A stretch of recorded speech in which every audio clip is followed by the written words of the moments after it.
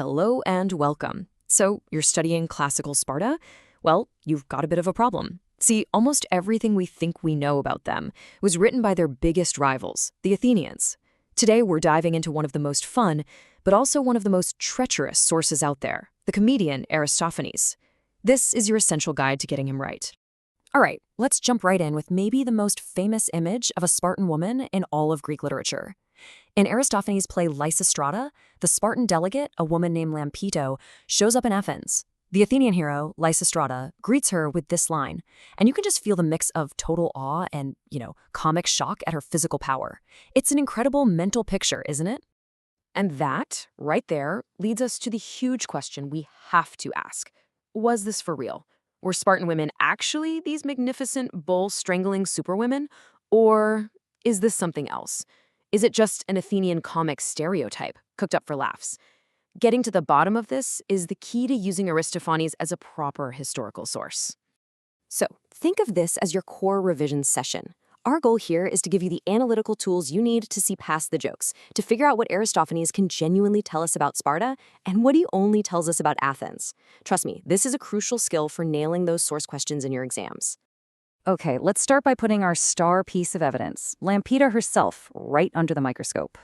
So, who exactly is this character?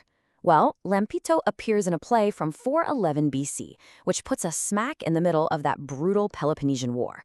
She's shown as being unbelievably fit, and she speaks in this clunky Doric dialect that to an Athenian audience would have sounded pretty strange and, honestly, quite funny.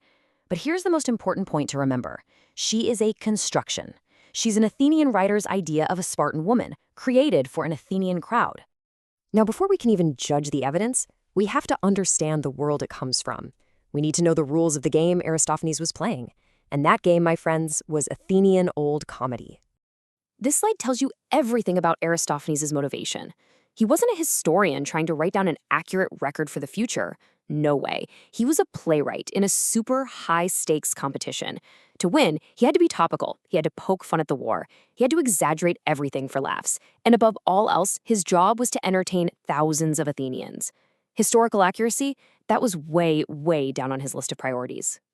And this brings us to the single most important concept for your essays. This is the framework that will guide our entire analysis from here on out. This lays it out perfectly. It is completely wrong to view Aristophanes as some kind of clear window that shows us the reality of Sparta.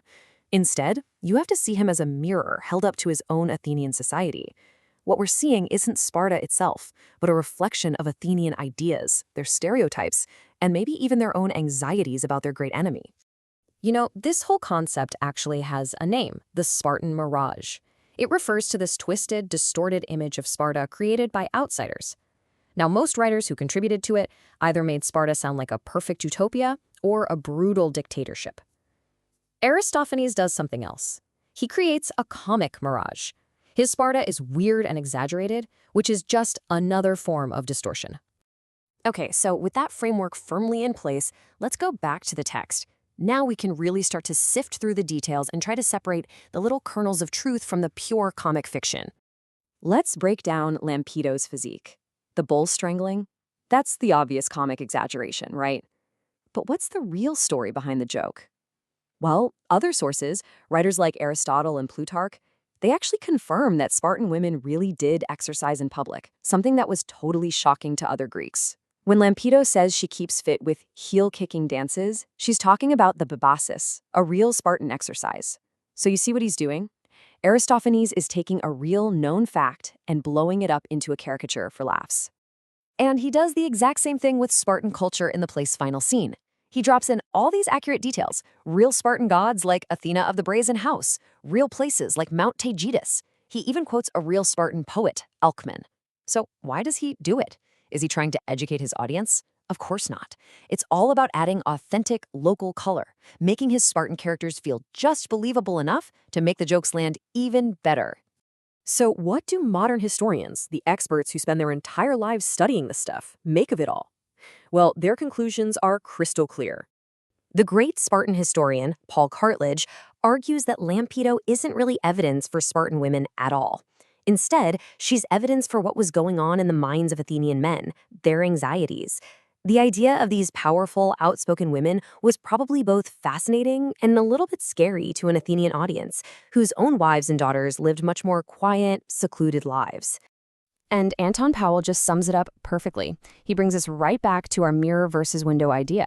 He says Aristophanes is our best guide to what educated Athenians thought they knew about Sparta, but he is not a guide to what Sparta was actually like. It's a crucial distinction. So here's the final crucial point to take away. Just because a source is a caricature doesn't make it useless. Far from it. Understanding how your greatest rival sees you, the stereotypes they create, the things they choose to mock and exaggerate, that is an incredibly valuable piece of historical evidence in itself. It tells you everything about the cultural and psychological battleground of the war. Aristophanes might not show us the real Sparta, but he gives us an unparalleled glimpse into the mind of Athens. And really, what could be more important than that?